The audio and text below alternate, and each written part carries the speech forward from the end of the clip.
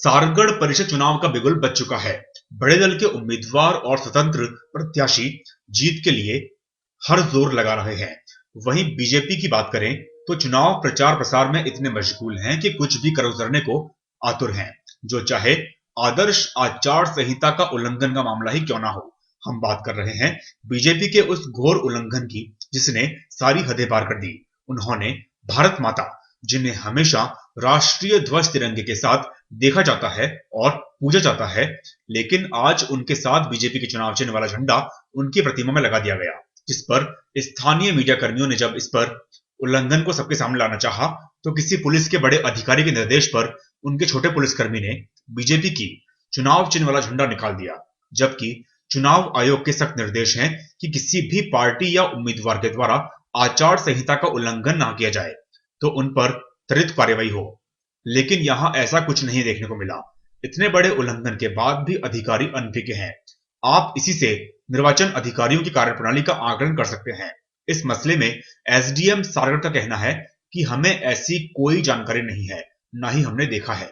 अगर ऐसी कोई जानकारी मिलती है तो संबंधित के खिलाफ आचार संहिता उल्लंघन का मामला दर्ज किया जाएगा। छत्तीसगढ़ जोगी कांग्रेस के कार्यकर्ता एवं वार्ड 4 के स्वतंत्र प्रत्याशी मयूरेश केशरवानी ने इस कृत्य की निंदा करते हुए कहा कि सत्ता में बीजेपी के होने का यह गलत फायदा उठा रहे हैं। साथ ही उन्होंने निर्वाचन अधिकारियों के सुस्त कार्यशैली को भी संदिग्ध माना, जिससे कि कहीं ना कहीं सत्ताधारी पार्टी को समर्थन किया जाना प्रतीत होता है।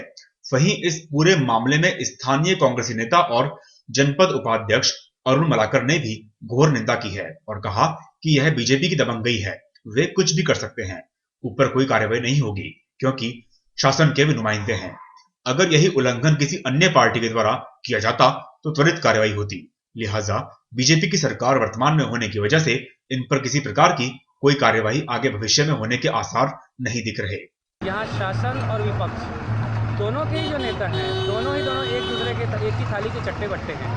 सलवा जुड़ून चल रहा है यहाँ। कम से कम 3 ऐसे वार्ड के नाम मैं बता सकता हूँ जहाँ पर दोनों एक दूसरे को वाक ओवर दे रहे हैं। तिरंगा झंडा बदलकर भाजपा का कमल छाप वाला झंडा लगाना, उनका अपना दबंगई का परिचय दे रहे हैं।